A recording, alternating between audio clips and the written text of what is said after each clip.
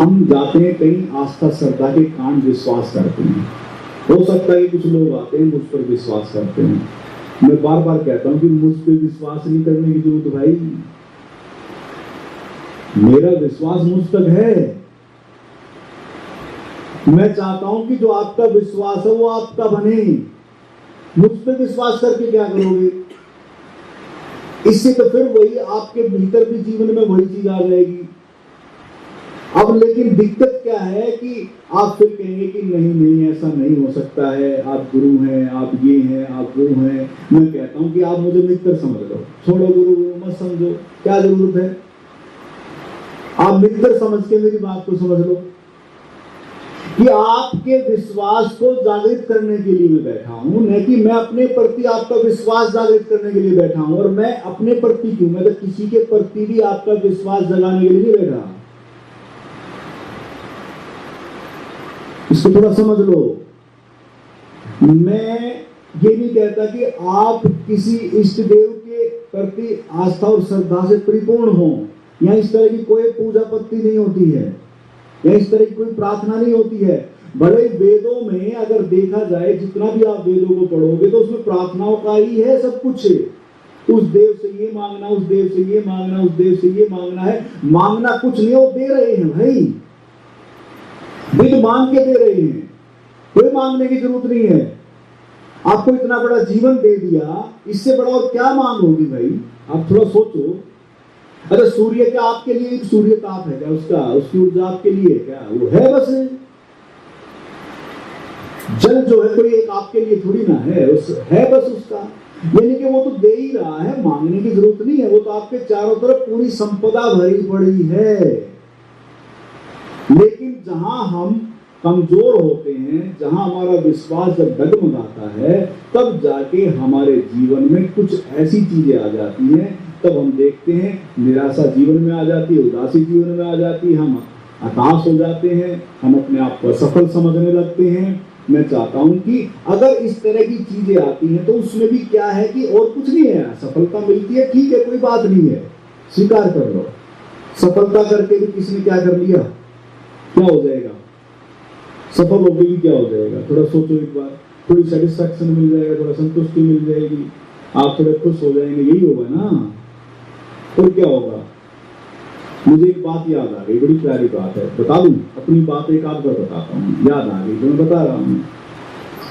इच्छा तो कामना तो मेरे भीतर थी, लेकिन क्या थी कि मुझे आश्रम को खड़ा करना है, उसके लिए मुझे पैसा चाहिए, सीधा सा मतलब है।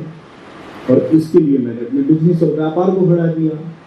और मैं बहुत जल्दी चाहता था कि मैं 35 वर्ष की उम्र में सब चीजें करके और मैं रिलैक्स हो जाऊं बस। लेकिन इसी दौरान एक इच्छा और जागृत हो गई कि भाई एक लंबी गाड़ी होनी चाहिए। ये 2002 की बातें हैं, ठीक है, वो एक लंबी गाड़ी होनी चाहिए। अब लंबी गाड़ी होनी चाहिए तो मैंने कुछ भाव ऐसे आ गए, और 6 महीने में वो लंबी गाड़ी मुझे मिल गई, गिफ्ट में मिल गई। अब सोचो 6 महीने में, और कौन सी गाड़ी मिली? उस टाइम पे एसेंट गाड़ी थी कोई, होंडा कंपनी की, 6-6.5 लाख की गाड़ी थी, वो मुझे गिफ्ट में मिल गई गाड़ी। आप सोचो कमाल है, 6 महीने में सोचा, भाव किया और गिफ्ट में गाड़ी आ गई। लेकिन वो 6 महीने में तो किया भी था मैंने कुछ। अब वो क्या किया था? कुछ किया था, यानी कि जो किया और भाव किया, 6 महीने में गाड़ी आ गई।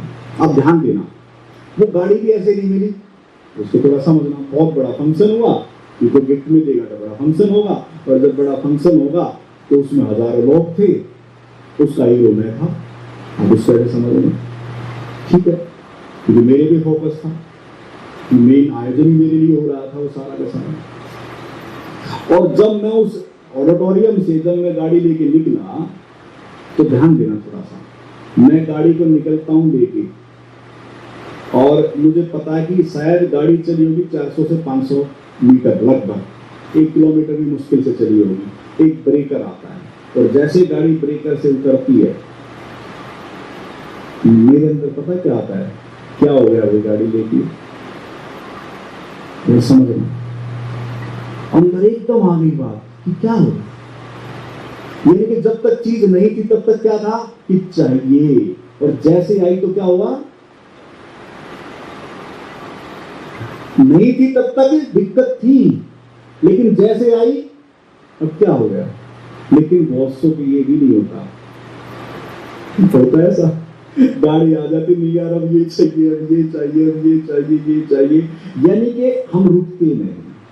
लेकिन मैं केवल 500 मीटर पे ही चला हूं, समझ आ गई एकदम कि क्या हो गया ऐसा, उसी टाइम ठहराओ।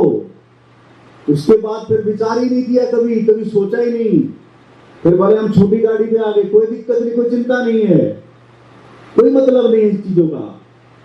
यानी कि समझ विकसित हो गई कि कहीं तो सेटिस्फाई, कहीं तो संतुष्ट होना पड़ेगा।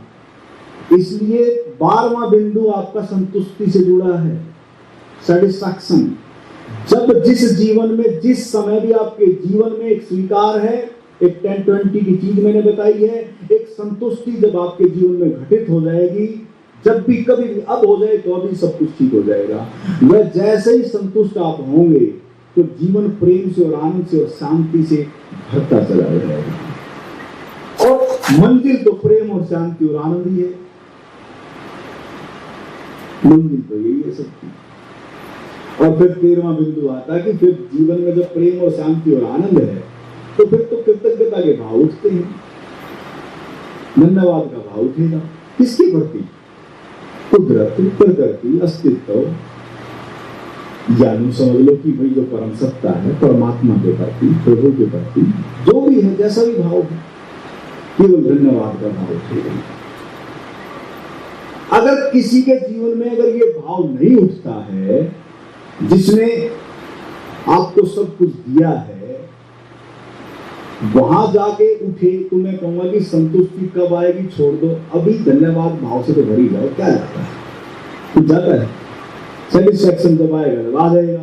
लेकिन मैं कहता हूं 13वें बिंदु को अपने जीवन में उतार लेना, धन्यवाद से भरना, कृतज्ञता से भरना। जीवन मिला, इतना सुंदर जीवन मिला है, इतना प्रेमल जीवन मिला है, इस जीवन के प्रति धन्यवाद से भर जाना।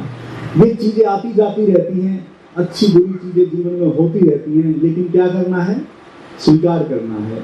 और इतना मुझे पता है कि 80 से 90% आपका जीवन बड़ा मौज का है, 10-20% कुछ चीजें आती हैं, उसको एक साइड में फेंक के चले जाना है और उस चीज को हावी करके जाना है। ये नहीं कि समस्याएं रुकेंगी, समस्याएं कभी नहीं रुकती। आप कितने भी अपने जीवन को समेट लेना, कितना ही भी अपने जीवन को कर लेना कि हाँ, एक राजा की कहानी याद आ